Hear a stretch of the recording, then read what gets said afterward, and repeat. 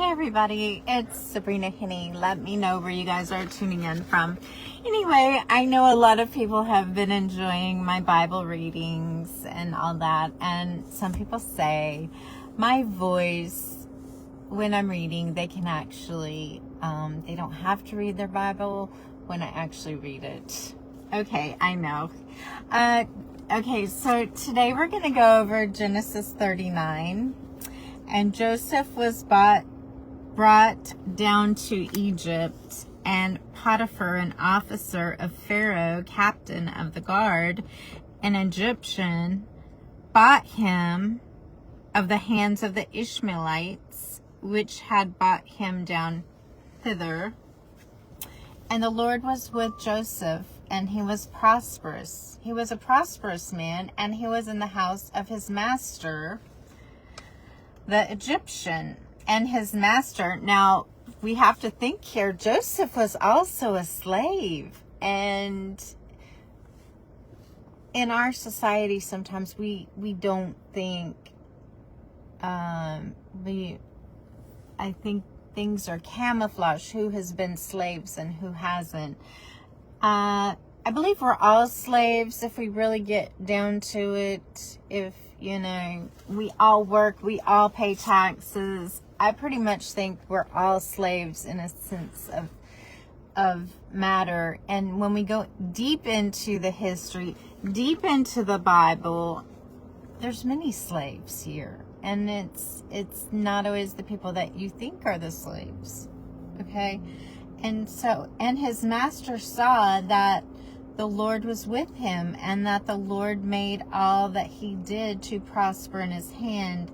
And Joseph found grace in his sight, and he served him, and he made him overseer over his house and all that he had put into his hand. And it came to pass from time that he had made him an overseer in his house and over all that he had. And the Lord blessed the Egyptian's house for Joseph's sake.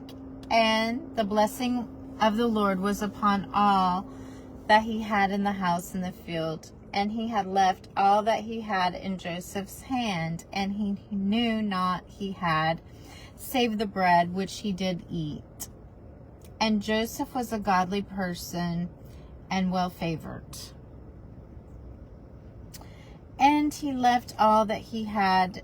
And it came to pass after these things that his master's wife cast her eyes upon Joseph, and she said, Lie with me. He refused, and said unto his master's wife, Behold, my master rotteth not what is me in the house, and he hath committed all that he hath my hand. He is not greater in this house than I, neither hath he kept back anything from me but thee, because thou art his wife. Yes, I read from the King James Version.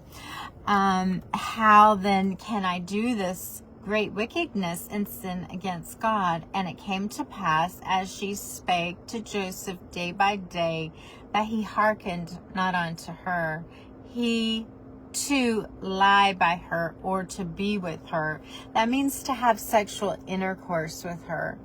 I know. So, sometimes the Bible isn't what we think is in it, like all this beautiful, poetry, positive words. I mean, there's a lot of corruption in the Bible, a lot of betrayal. There's all kinds of stuff. So anyway, and it came to pass about this time that Joseph went into the house to do his business, and there was none of the men of the house there within. She caught him by his garment and said, Lie with me. And he left his garment in her hand and fled and got him out. And it came to pass, when she saw that she had left his garment in her hand, was fled forth, that she called unto the men of her house, and spake unto him, saying, See, he hath brought in a Hebrew unto us to mock us.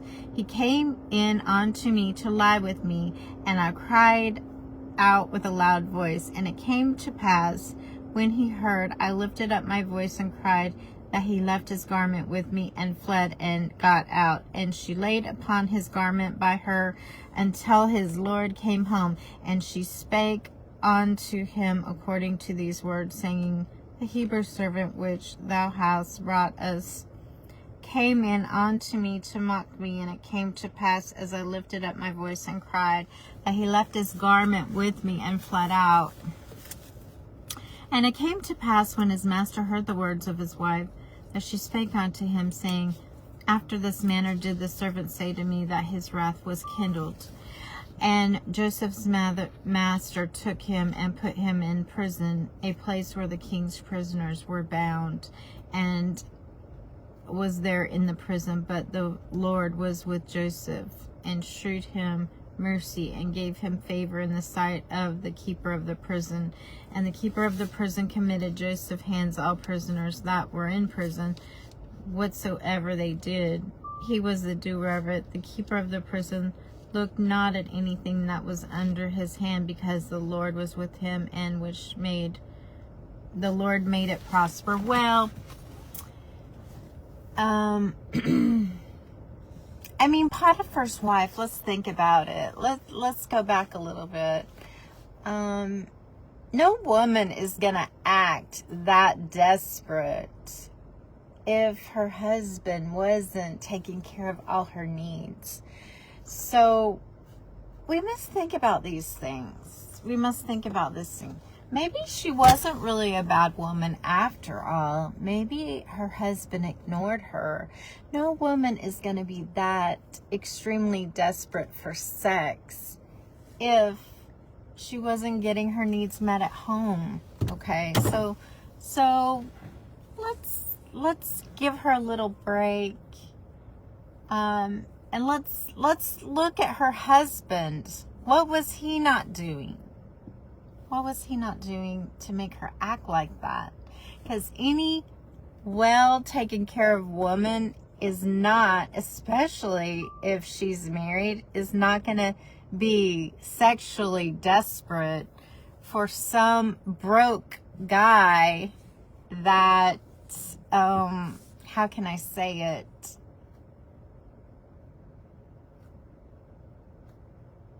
It's a little outlandish, but we must shift the blame a little bit to other characters in the story. Okay, that's my opinion,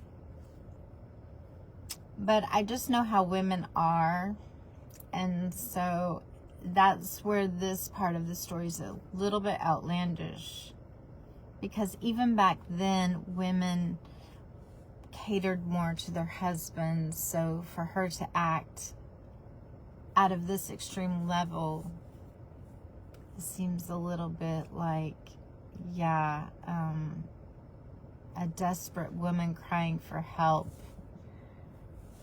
so anyway, I'm probably going to repeat this section just because I don't have enough time to go into a lot of that part of the Bible, but it is something to really think about. What woman is going to be totally desperate for a slave and totally, I don't know, it just doesn't make sense. Because women are not made up that way. And I mean, nowadays they're paying their own bills. They're a little bit more verbal in a sense, but back then they really weren't. So it's like, what was Potiphar not doing in his marriage to make his wife act like this? That's my question. In the comments below, let's really think about this. Let's really think. Bye, you all.